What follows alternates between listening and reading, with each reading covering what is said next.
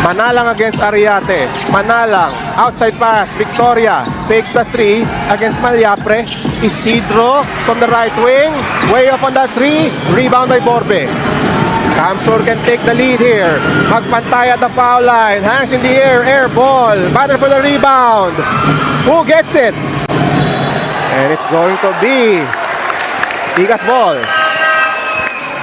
Joseph Francisco coming in. And now Francisco re-enters for Tikas.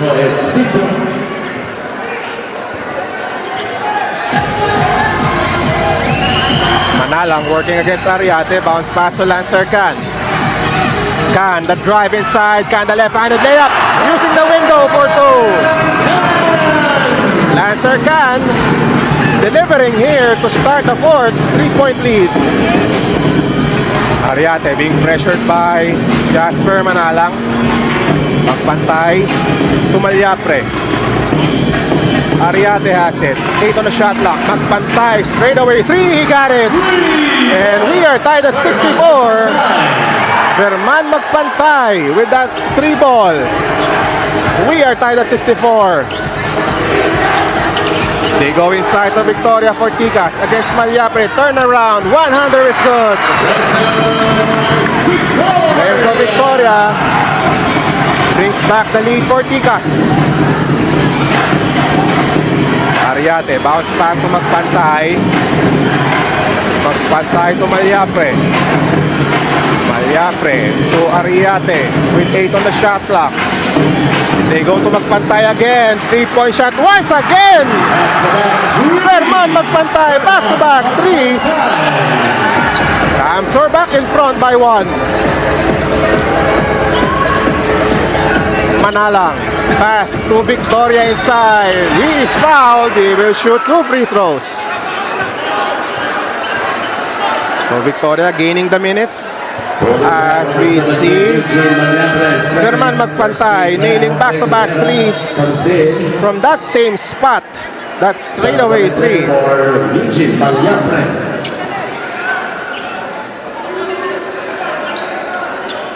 And now Renzo Victoria about to take 2 shots. Victoria again quiet because of those 4 fouls. He knocks down that first free throw.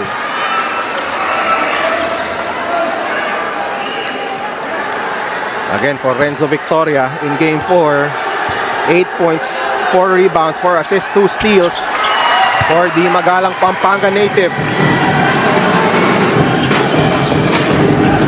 Tikas reclaims the lead. Ariate has it. Ariate crosses the timeline, bounce pass to Magpantay. Abonete at the perimeter. Guarded by Francisco. He attacks. Spin move by Abonete. Turn around. Does not go. Francisco secures the rebound.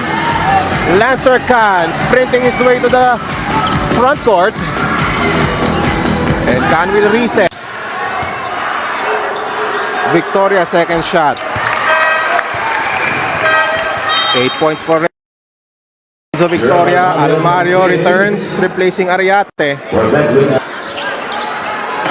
So now a bit of a small lineup for Camsur with Sablaon, Almario, and Magpantay at the front court. Almario loses it. Francisco has it. Manalang escapes. Sablaon kicks it out. Can for 3. No go. And Camsur, after that rebound by Borbe, they are running. Almario kicks it out to Sablaon. Sablaon, running shot, it drops. Sablaon with a running shot. That is his first 2 of the game. And Camsur back ahead. Victoria against Abonete, posting up.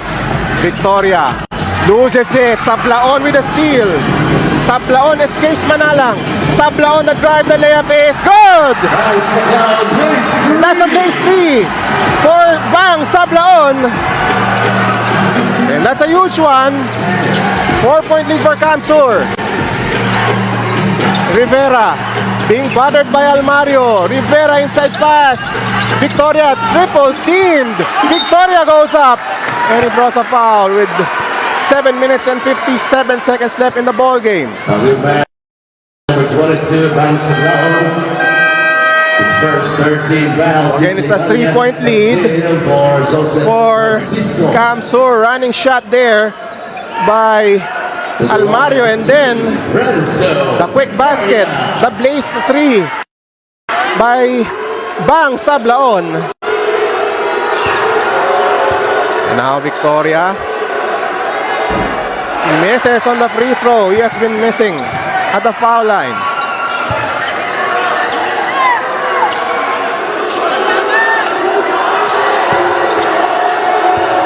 And you can hear the boost from the Kamsur fans.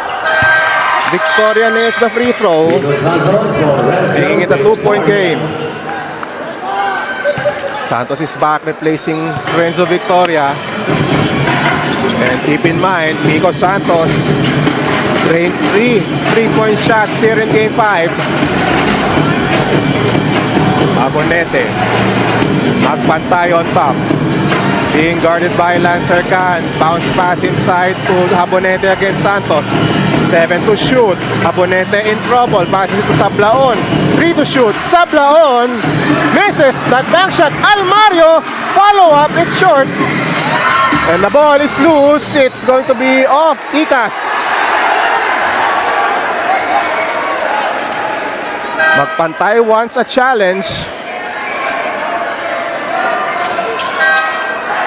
Or Magpantay actually wants Tikas to challenge it. Shot clock 14 But seconds. Tikas not challenging it. Fresh 14 for Kamsur. Borde to Almario with 8 on the shot clock. Sablaon fires from the outside up to the left.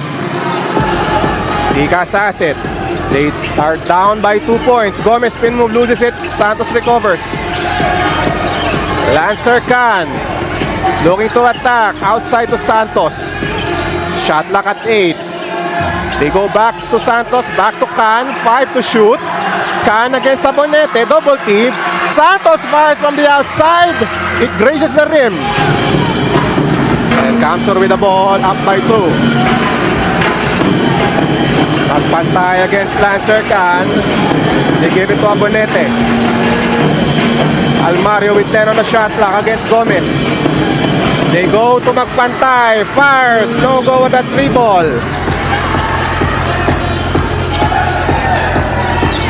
Gomez has it for Tikas. Nearly stripped by Almario, but Gomez recovers. And there's going to be a foul on Jerome Almario. Foul number 19, Jerome Almario. Now, Genmar Bragais is back for Tikas. Ariate is also back. With 14 seconds on a shot clock.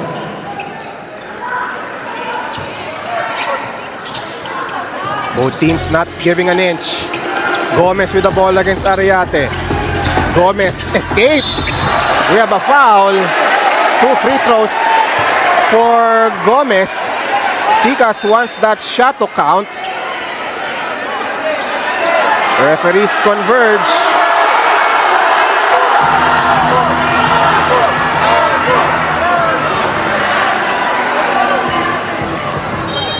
And they will review that one. We review the last play. Possible 3-point play for Tikas. As we take a glance at the fans inside the Pampanga State University, they have occupied every space here at this venue in anticipation of this ball game. Definitely most of them want to see a Tikas Kapampangan celebration, but there's a couple of Tikas, or excuse me, there's a couple of Kamsur fans who made the trip here in Bacolor. So again, we thank you for watching us here in Game 5. This series, it will go down to the finish.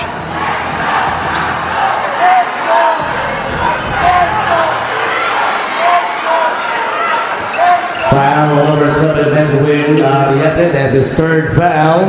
So And that's Ariate with a the foul. 15th foul for No Kamsur goaltends Express. after the review. As we take a look at One more time, Gomez with a drive. Renier Gomez. And looks like the ball was on its way up. So good call by the referee, but Gomez misses the free throw.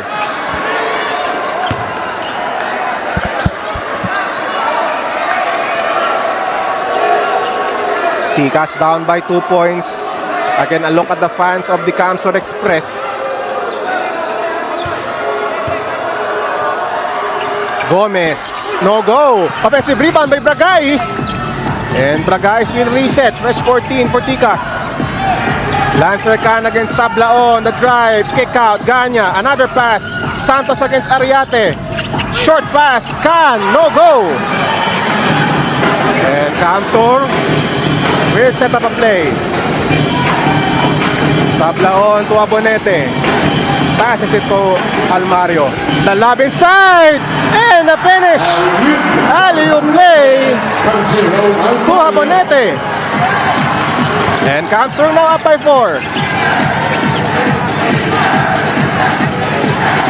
Can. Ticas looking to respond. Can. Outside to Ganya. Bragais has it. 3 to shoot. Bragais for 3. Air ball. And Camsor now with the possession. Last third another coming in for Renier Gomez. Watch this play. The lob by Almario. Perfectly timed by John Abonete.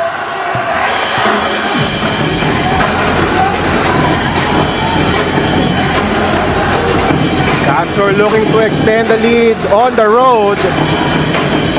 Almario approaching the 5-minute mark of Game 5. Ariate wants the screen. 3-point shot by Ariate. He knocks down the three. And Camsor has increased the lead to 7 points. Medwin Ariate from downtown. And again, Ariate, the hero of their semi-final series against Taguig, knocking down an important three here in Game 5.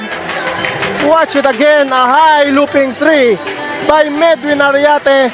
And Camsor now with a 7-point lead. We will take a short break.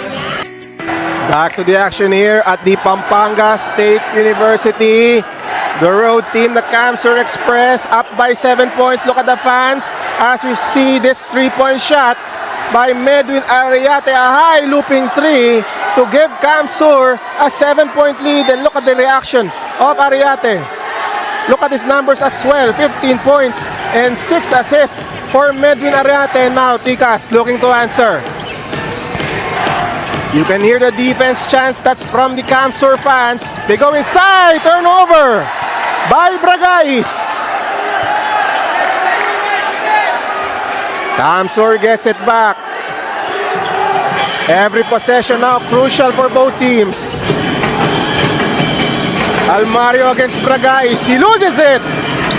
And here's Bragais. Bragais to the goal. Bragais is hacked. Foul on Ariate. Hugging foul number 7, Medwin Ariate's fourth. Fourth foul on Ariate. And that's going to be 2 free throws for Jenmar Bragais. Bragais.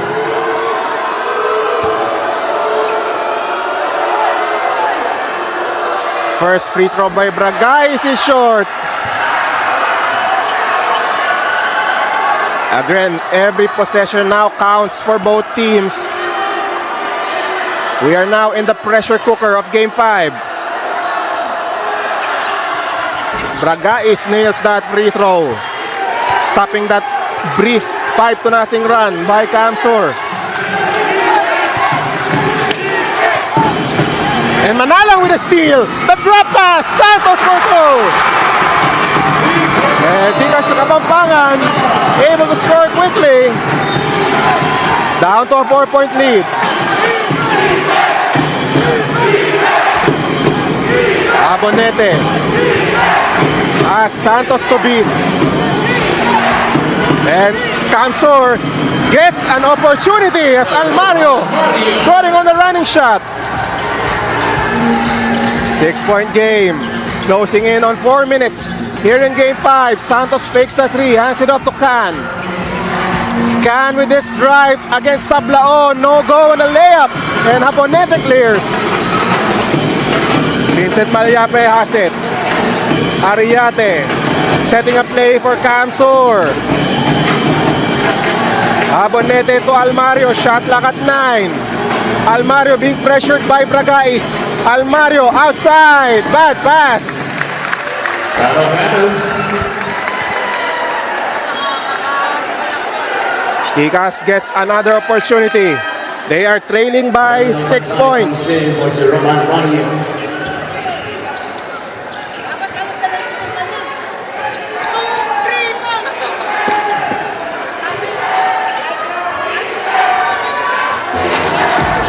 Manalang delivers the ball into their front court.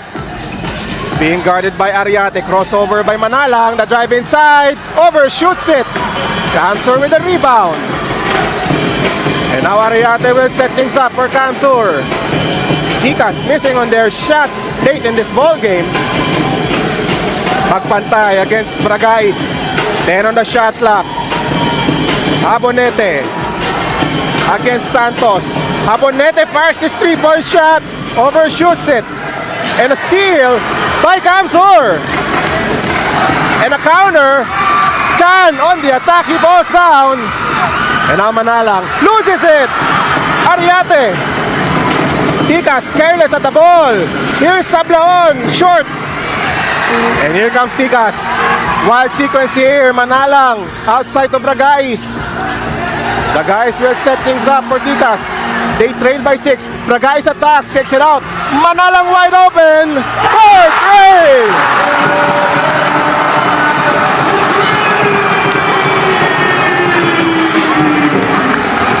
And now Tikas down by 3 after that huge 3 by Manalang. Listen to the fans. Habonete loses it. It's going to be Camsur ball with 5 on the shot clock. And Bragais wants Coach Jeff Chan to challenge that call. And they will challenge that out of bounds call. On the last out of bounds play.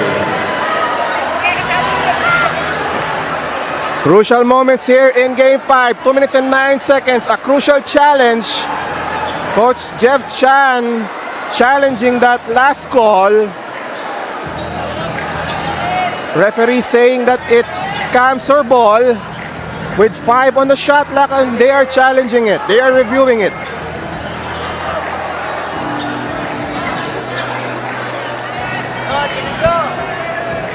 Again, 2 minutes and 9 on the clock. Tikas Kapampangan still fighting back after trailing by 7, 77-70. And again, Tikas back in this game following those crucial shots. Manalang draining that 3-pointer from the left corner to slice the gap. Our game officials checking that out of bounds play. The call was Camsur ball.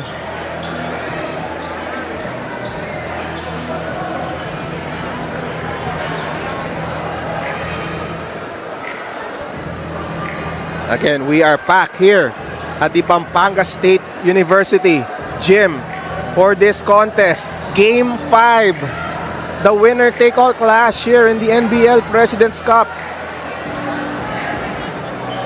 Again, a long review by our game officials.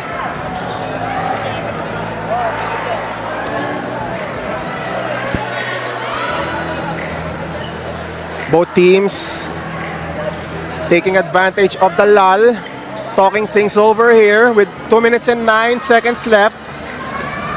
And again, if Camsur gets this possession, they will have 5.4 on the shot clock.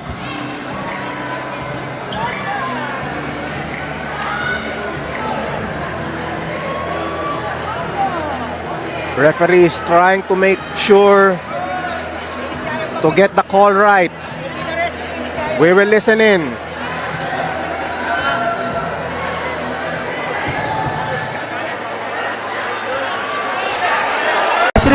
from the replay center. The challenge made by Ticas was unsuccessful. Last touch on Miko Santos. So an unsuccessful challenge.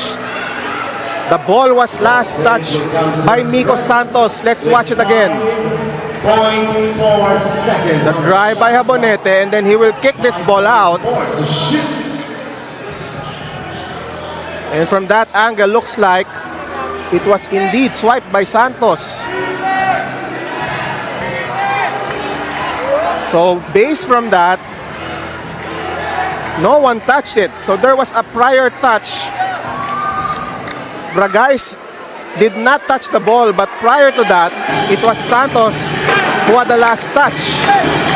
So now we have 5 on the shot clock. Ariate will inbound. Magpantay, 3 to shoot. Magpantay pulls up. It bounces out. Long rebound, and it's going to be Kamsur ball.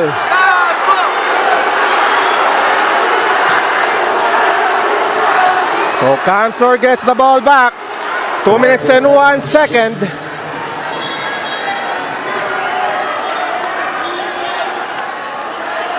Referee talking to Jabonete and Victoria.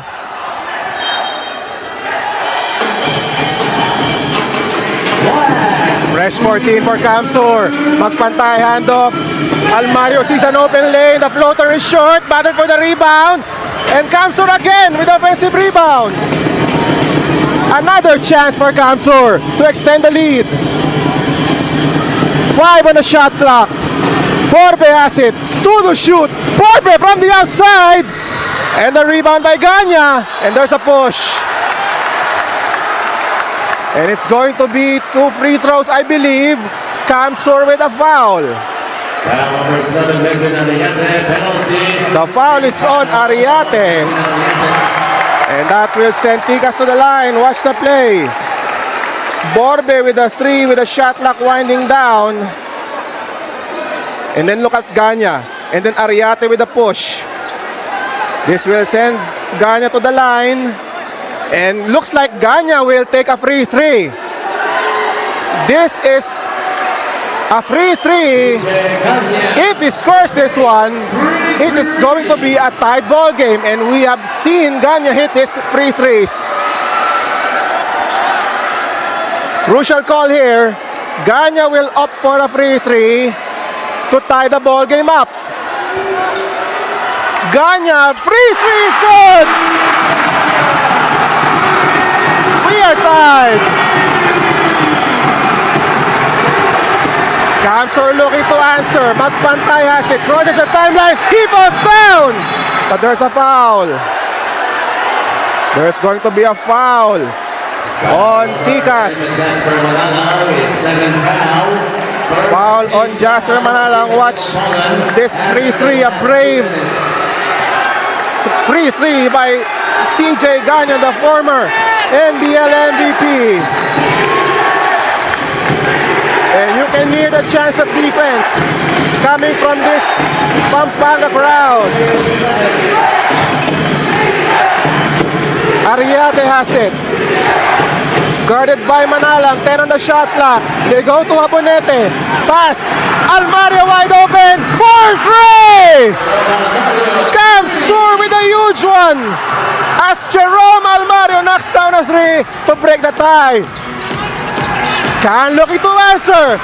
No go. And Jabonete with the rebound. Kamsur has it. Here's Ariate. Double teamed. Ariate, 8-second violation. Turnover for Kamsur with 60 seconds left. Look at this play. The last second pass by Jabonete and Almario, who again did not play in the game in game 4, knocking down that tray.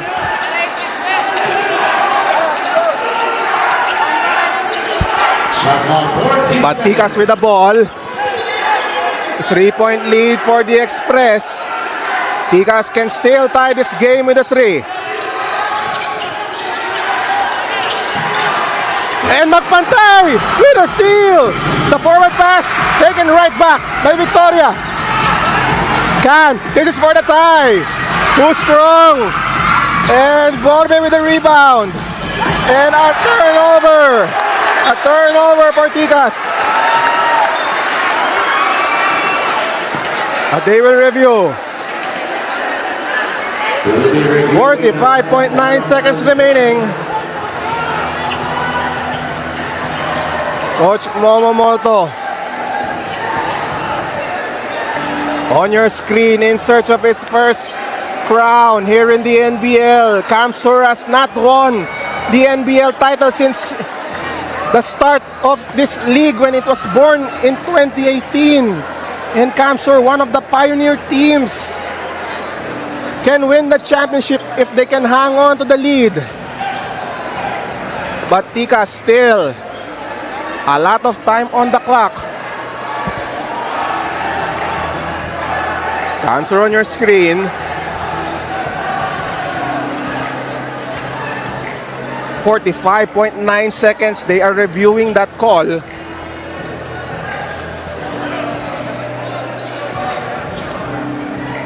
They are reviewing that last out of bounds play. It is going to be Tikas ball. Tikas ball with 45.9 seconds. So we will have 14 on the shot clock. Tikas will inbound it across their bench. As we watch that slow-mo, the battle for that ball, Borbe had it. And then that pass, and based from that, no one touched it from the side of Tikas. 3-point lead by Kamsur. Manalang will inbound with 45 seconds.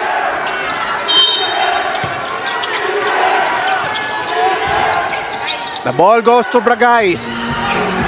Bragais one-on-one against Almario. Bragais still has it. Fade away, 3-point shot, does not fall. Battle for the rebound, the tip won't work. Kamsur has it, and there is going to be a foul on Tikas with 33 seconds remaining. Foul number 18, Renzo Victoria, penalty, big foul. Foul on Renzo Victoria as we watch the fadeaway. That was a tough three by Genmar Bragais, and then the crucial rebound by Ariate. And now Ariate have a chance to increase this lead. 33.7 seconds. Ariate first free throw, it goes in. Kamsur now has a 4-point lead.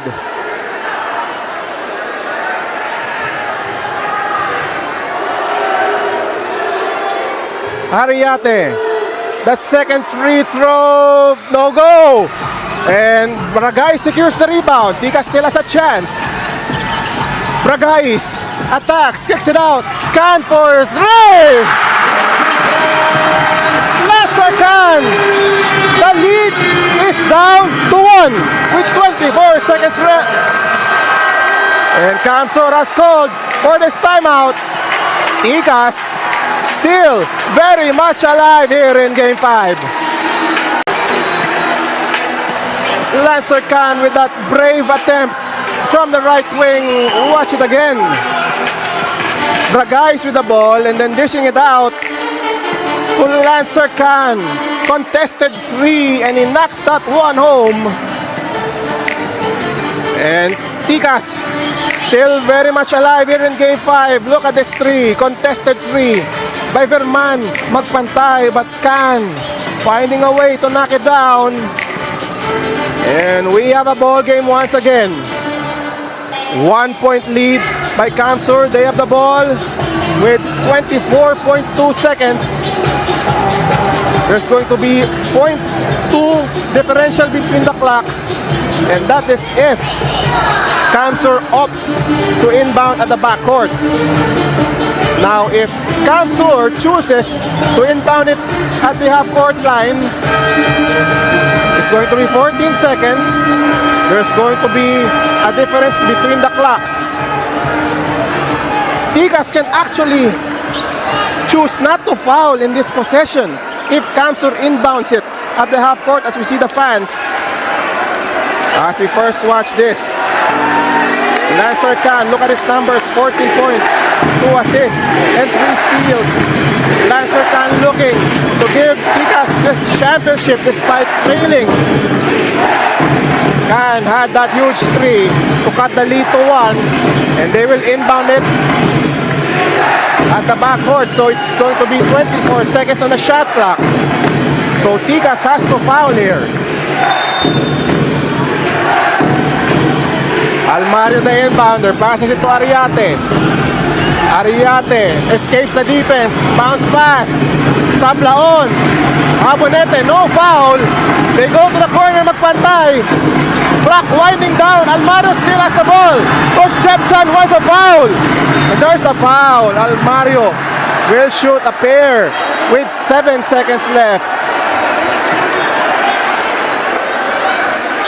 Coach Jeff Chan visibly frustrated with what happened there.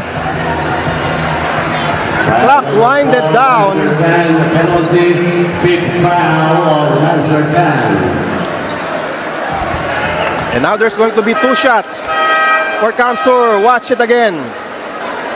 Almario looking to escape. And finally the foul by Lancer Khan with 7.5 seconds. Still a lot of time, but again the frustration on the face of Jeff Chan. He wanted the foul earlier. And now Almario, again he did not play in game 4. But now looks like he is going to be a hero for Kamsur if he knocks down these free throws. No good in the first. 7.5 seconds. Tikas still has a timeout.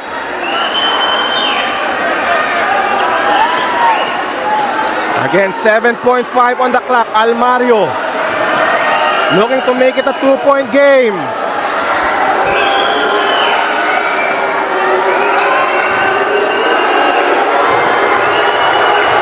Almario hearing it from this crowd. He knocks it down. And Coach Jeff Chan has requested for a timeout with 7.5 seconds left.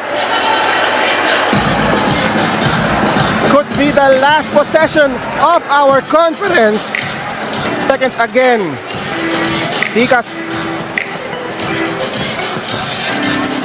And again, a look at the fans from the Kamsur side in support of their team. And again, Kamsur has not won an NBL crown since being part of the league in 2018.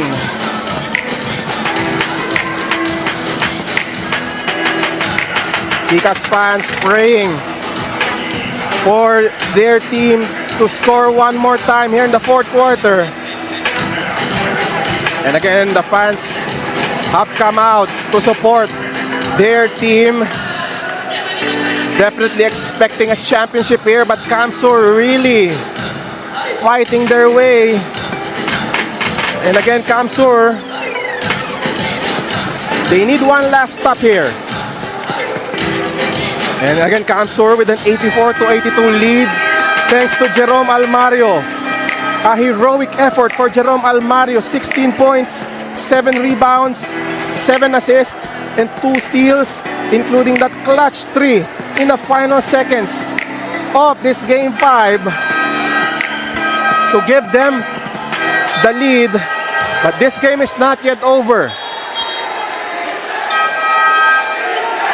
Tikas can go for the 2, but definitely, if there's a wide open man from threes, they can definitely take a 3-point shot and win it outright.